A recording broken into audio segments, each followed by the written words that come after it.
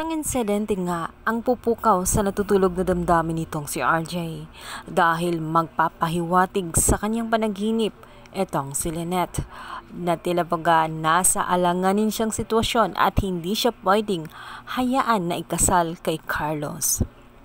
Dito nga kasi nasaksihan niya kung gaano ka-warpig itong si Carlos.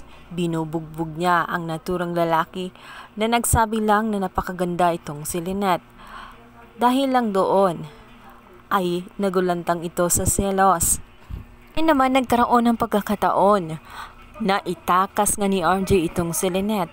At dito nga sa may di kaliyuan, dito na niya ipinagtapat ang kanyang tunay na nararamdaman. Sinabi niya rito na mahal pa rin niya itong si Lynette. At hindi niya hahayaan na maikasal siya sa kagaya ni Carlos na isang basagolero umano. At hindi niya hahayaan na ikasal siya sa lalaki kung hindi naman siya sure sa ugali nito na mapagkakatiwalaan ba at hindi siya lolokohin. Ito nga'y hinagkayat nga niya itong si Lynette na iwanan na nga ng tuluyan itong si Carlos dahil nasisigurado ni RJ na maging masilimuot ang buhay niya kasama rito. At isa pa, hindi siya aalis hanggat hindi niya sinasabi na hindi na niya mahal itong si RJ. Napatulala itong si Lynette dahil talaga naman sa kanyang puso ay wala pa ring ibang sinisigaw nito kundi si RJ. Tuluyan nga nagwagi si RJ sa kanyang motibo at natuloy nga ang inaasam-asam ni nakasal ni RJ dito kay Lynette. Para nga hindi maging komplikado ang kanilang sitwasyon, minabuti ni RJ na sa ibang bansa nga sila magpakasal at kukonti lamang ang bisita at nakakaalam rito. Intimate wedding ang nangyari. Natuloy ang pinapangarap ng dalawa na walang nanggugulo at walang humahadlang. Nagpalitan na nga ng aido ang dalawa at dumating na nga sa punto ng kiss the bride. Subalit, nagulantang si RJ dahil may boses na sumisigaw at tumatawag sa kanya. Yun pala, itong si Ate Giselle niya, pinupukaw na nga siya, ginigising na nga siya sapagkat nakatulog ito sa my couch. Hindi na niya namalaya na tanghali na nga.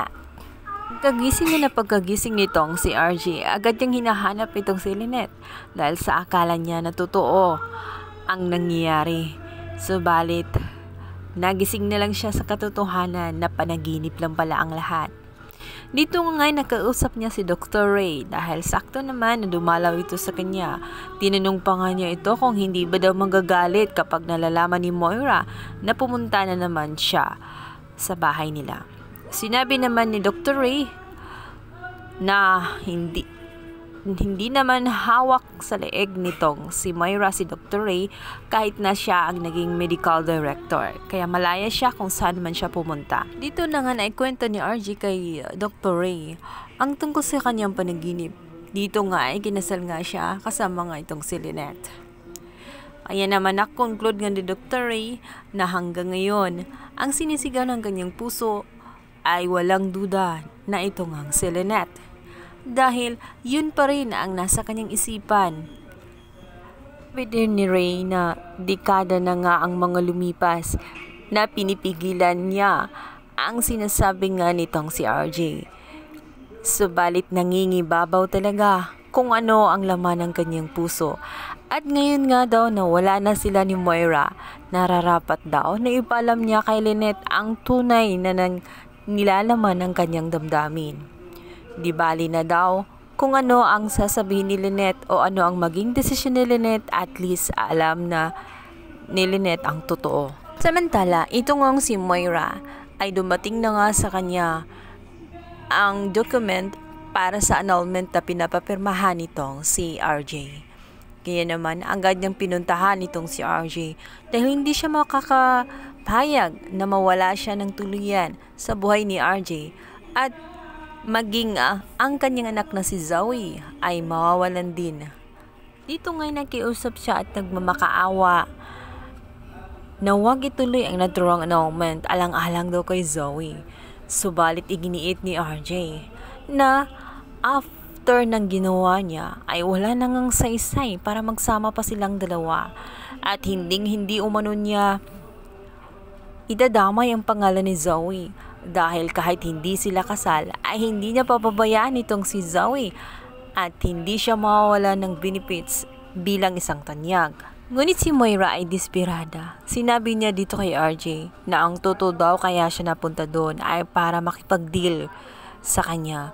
Nakapalit nga ng hindi pag-file ng annulment ay ibibigay niya ng buong buo ang naturang Apex. Subalit, tatanggapin naman kaya ni RJ ang alok nitong si Moira? Gayong napakatukso nito at maaring nilinlang lang siya nito para iurong ang annulment. Mga puntong yun, mautak na nga si RJ dahil ilang beses na nga siyang nalinlang nitong si Moira. Kaya naman, ikinikonsulta muna niya sa kanyang abogado ang mga nararapat gawin. Maaring sasakyan niya ang nais nitong si Moira na wag i-file ang annulment. Pero kukunin niya ang Apex at pag nasa kanya na, kanga niya bibitawan itong si Moira dahil natitiyak naman niya na hindi naman talaga siya mahal nito. Nagawa pa nga siyang itulak sa hagdan. Ang habol lang talaga ni Moira sa kanya ay ang kayamanan at ang Apex.